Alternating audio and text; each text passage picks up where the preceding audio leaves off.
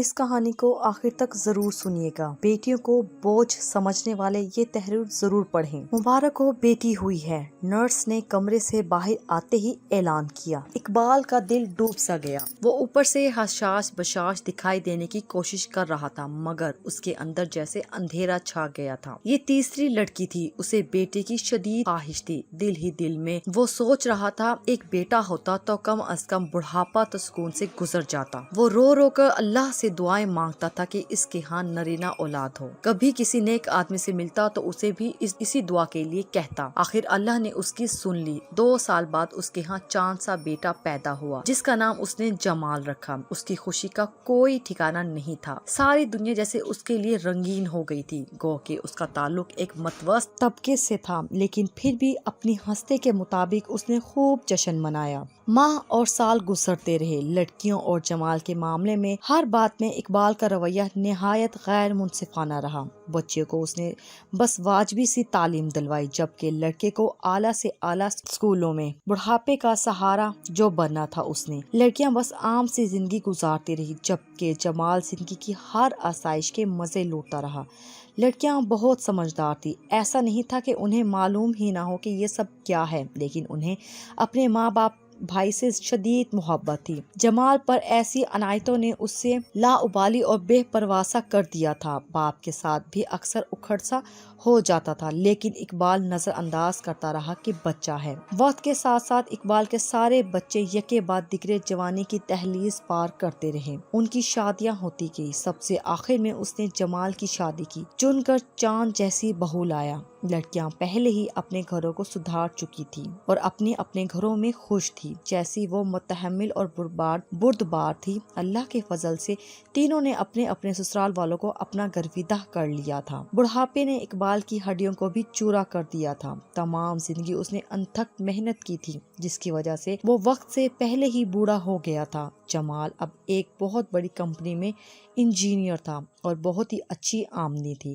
اقبال کو وہ مقصد پورا ہوتا نظر آ رہا تھا جس کے لیے وہ بیٹے کی دعائیں مانگتا تھا۔ اقبال کو ایک ساتھ کئی بیماریوں نے آ لیا۔ اسے اب آئے روز مختلف ڈاکٹر کے پاس چکر لگانے پڑتے تھے، جو اس اکیلے کے بس کی بات نہیں تھی۔ تو جمال ہی پر اس کا تکیہ تھا، لیکن اسے اکثر محسوس ہوتا تھا کہ جمال کو اس طرح اس کے ساتھ بندھے رہنا سخت ناگوار گزرتا ہے۔ کئی دفعہ اس نے اشاروں کنایوں میں اس بات کا اظہار بھی کیا۔ وہ ماں اور باپ دونوں سے نالا ہی رہنے لگ گیا۔ پھر ایک دن اقبال اور اس کی بیوی نے ڈاکٹر کے پاس جانا تھا۔ جمال اپنے کمرے میں تیار ہو رہا تھا۔ کافی دیر گزر گئی تو اقبال اور اس کی بیوی ان کے کمرے کی ہی طرف چل دیے۔ کمرے میں سے اونچی اونچی آوازیں آ رہی تھی۔ جمال اپنی بیوی سے کسی بات پر لڑ رہا تھا۔ تمہیں ان کے ساتھ مجھ سے زیادہ ہمدردی ہے کیا؟ جمال، وہ بوڑھے ہیں، ایسے وقت میں جوان اولاد ہی سہارا بنتی ہے، اس کی بیوی بولی۔ ارے چھوڑو، کتنا کوئی سہارا بنے، اللہ ان کو پردہ ہی دے دے تو سب کے لیے اچھا ہے۔ صبح شام ان کی خدمت کروں یا اپنی زندگی بھی گزاروں، کیا میری اپنی کوئی زندگی نہیں؟ جمال بس بولے چلا جا رہا تھا۔ اقبال کے کان سن ہو رہے تھے، دماغ میں اندھیرا چھا رہا تھا۔ اسے آگے جیسے اسے کچھ سنائی ہی نہ دیا۔ اس کی نظر اپنی بیوی پر پڑی تو وہ فرش پر گری ہوئی تھی، شاید اپنی کوکھ سے جنم دیے بیٹے کے منہ سے یہ سب سن نہ پائی تھی۔ اقبال نے زور کی چیخ مار کر بیوی کو پکارا۔ ہسپتال لے جایا گیا، لیکن وہ اس کے بعد نہ اٹھی۔ دوران خون کی مریضہ تھی۔ دوران خون اتنا اوپر چلا گیا کہ دماغ کی شریان ہی پھٹ گئی۔ اقبال کی دنیا ہی اندھیر ہو چکی تھی۔ صرف ایک ہی غم گسار تھی اس کی اس گھر میں۔ اس کی موت کے بعد اس نے جمال کو گھر سے نکال دیا۔ جب بیٹے کا آسرا ختم ہوا تو خود بخود اس کے اندر ہمت آ گئی، کیونکہ یہ اس کے لیے بہت تکلیف دہ تھا، مگر اس نے جہاں جانا ہوتا خود ہی چلا جاتا، اور وہ بیٹے کی شکل تک دیکھنے کا روادار نہ تھا۔ اس کی بیٹیاں باپ کی تکلیفوں پر سخت غمزدہ تھی، ان میں سے کوئی نہ کوئی اس کے پاس آ موجود ہوتی۔ تیسری والی نے ضد کر کے اسے اپنے گھر کے ساتھ جڑا ہوا گھر لینے پر مجبور کیا۔ بابا، آپ یہاں رہیں، میں آپ کو اکیلا نہیں چھوڑ سکتی، مجھے نیند نہیں آتی بابا آپ کا سوچ کے۔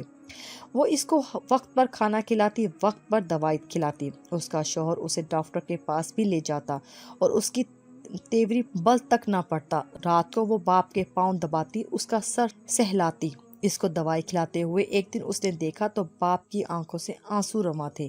بابا کیا ماں کی یاد آ رہی ہے؟ اس نے محبت سے پوچھا۔ اقبال نے اس کی طرف دیکھا اور بولا، نہیں بیٹی، میں یہ سوچ رہا ہوں کہ جب تو پیدا ہوئی تھی تو میں نے مالک سے اس دن یہ دعا کیوں نہ مانگی کہ مجھے تیرے ہی جیسی ایک اور بیٹی عطا کرے۔ یہ کہہ کر وہ پھوٹ پھوٹ کر رونے لگا۔ کیجیے اور دیا انفو کو سبسکرائب کیجیے۔